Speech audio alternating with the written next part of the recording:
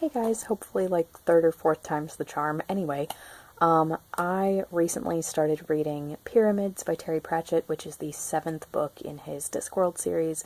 I'm finally back in the mood for picking the series up. I really don't know what took me so long. The only thing I can think of is that I've been in the mood to read heavier things, like, classics and stuff like that, for a while, but anyway, I'm finally back in the mood for some comedic fantasy, and I love this series, and I love Pratchett's sense of humor.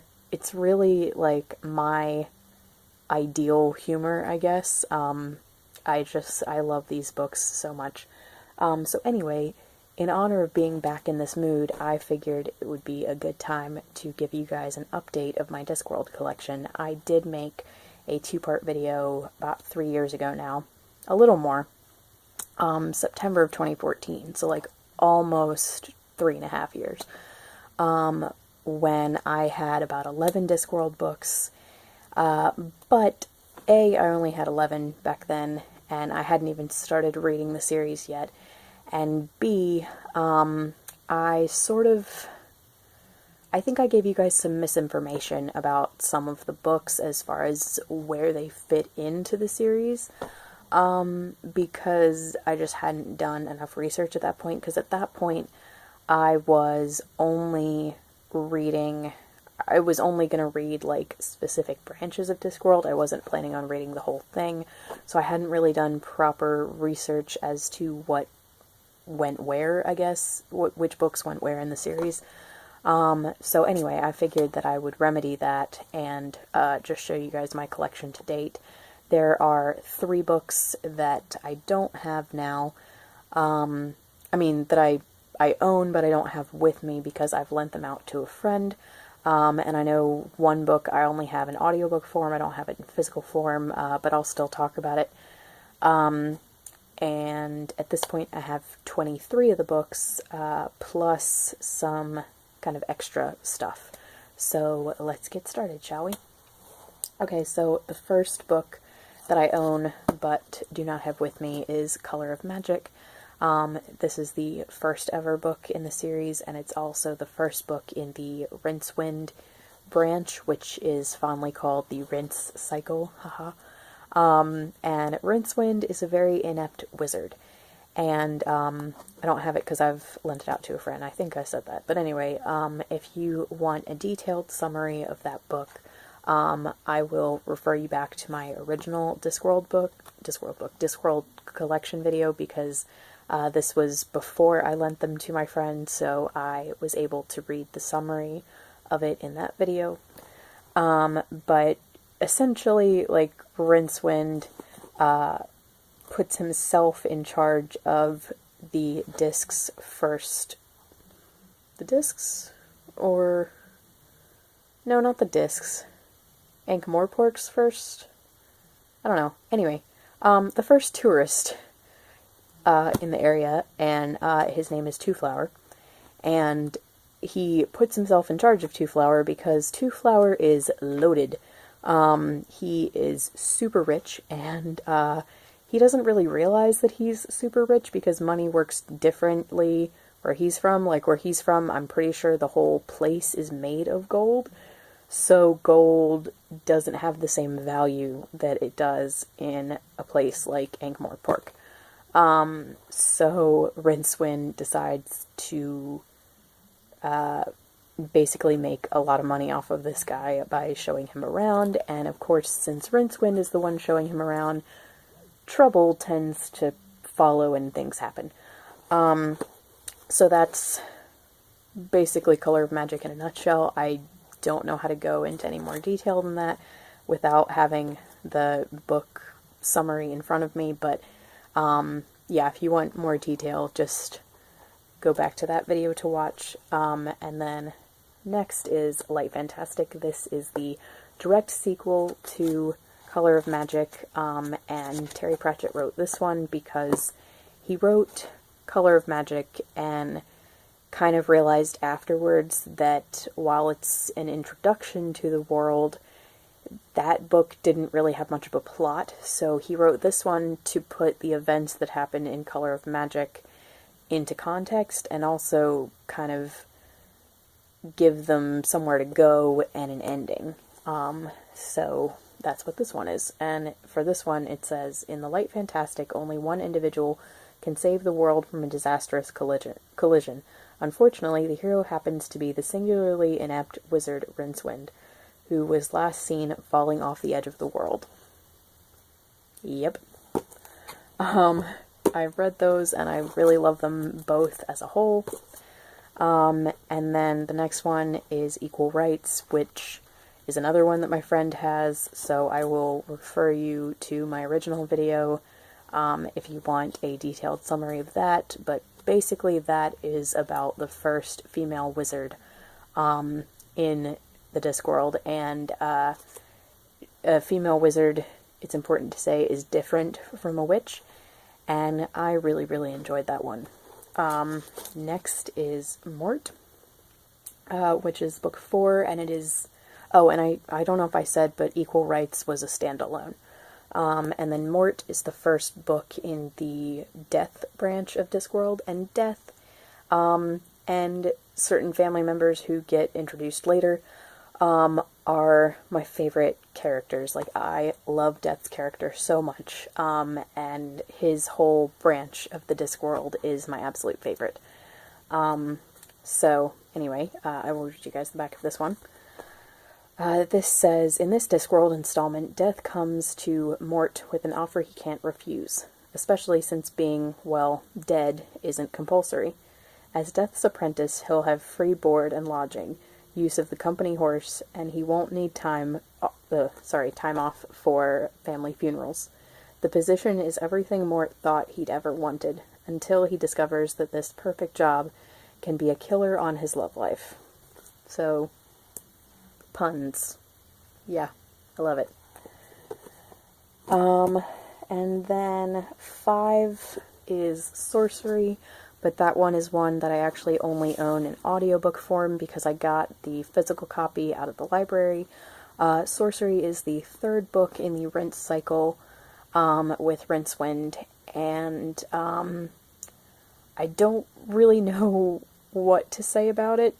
Basically, it's about a sorcerer, and in the Discworld, a sorcerer, well, an 8th son of an 8th son is a wizard, and wizards are not supposed to have children, but there is one case, or every once in a while, I should say, because I think this guy isn't the first sorcerer, but anyway, sometimes an 8th son of an 8th son will get married and have children, and if he has an 8th son, then that child becomes a sorcerer, because he is a source of magic. So, yeah, and they are very powerful. And really, I don't know what to say about it, because to be honest, I read it a while ago, and it's my least favorite of the Discworld books that I've read so far, so I don't remember a ton about it. It's definitely one that I will reread, and I did enjoy it at the time.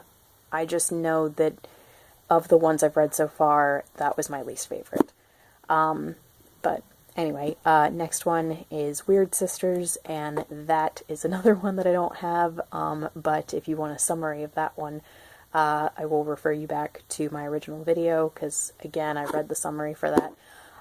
This one is a parody on Macbeth, and it is the first book in the proper Witches series, and I thoroughly enjoyed it. I really like all of the witch characters, and I really think that they are my second... I think that that's going to be my second favorite branch of Discworld, and that the Coven of Witches, Granny Weatherwax, Nanny Ogg, and Magrat Garlic are going to be my second favorite batch of characters. So, yeah, that one was awesome. And then, another one to finally show, Pyramids. This is the one I'm currently reading. I am absolutely adoring this. I really love these editions, and I want to try to get a couple of the ones that I don't own in these editions. But anyway, so this is a standalone, but it can also be paired with Small Gods, I think, as an Ancient Civilizations book. But since there's just two, it's not really considered a series, I don't think. Oh, this says it's part of the Gods collection, so I guess maybe that's... Anyway. But yeah, this is considered a standalone, and it is about a parody of ancient Egypt that is called The Jelly Baby. And the back of this one, these don't have as much of a summary as the others, but it just says, the kingdom of the Jelly Baby has a pyramid problem. And basically, the pharaoh's son, Tepik, the prince of the Jelly Baby, goes off to become an assassin, a member of the Assassin's Guild in Ankh-Morpork, and you have to go to school for that first, so it's basically like boarding school, but it's for assassins in training.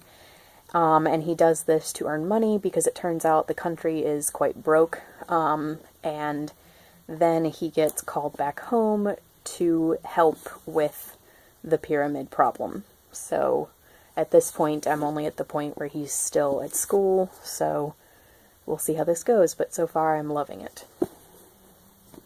Okay, I think I'll just do a couple more, and then I will make a part 2. So, next up we have Guards. This is book 8 in the Discworld series, and this one in particular is the first book in the City Watch branch of Discworld. So I will read you guys the back of this one, sorry.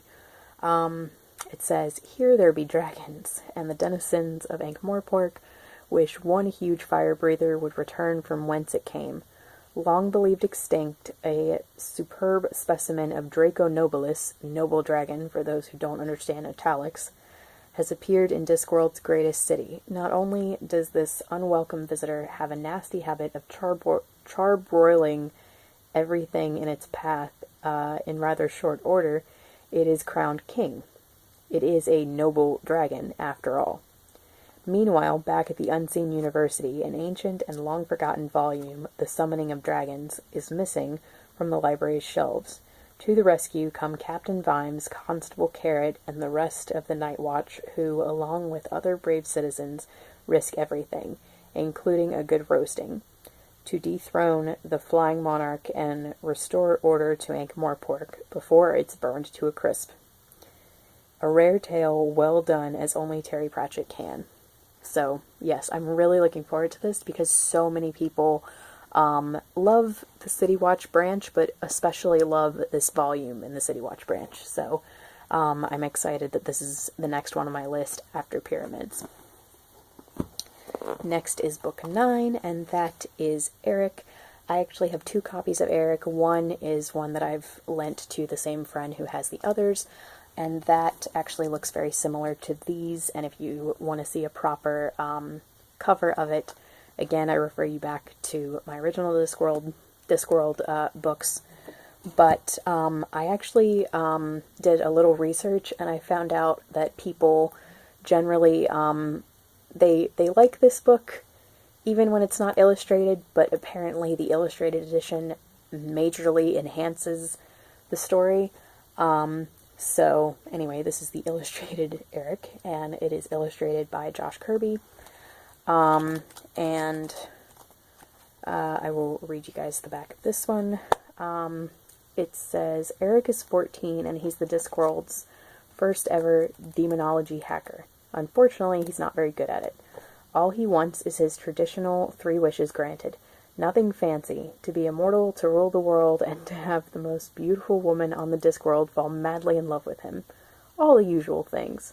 But instead of a nice, tractable demon, he raises Rincewind, probably the most incompetent wizard in the universe, and the extremely intractable and hostile travel accessory known simply as the luggage. With them on his side, Eric's in for a ride through space and time that is bound to make him wish quite fervently this time that he'd never been born.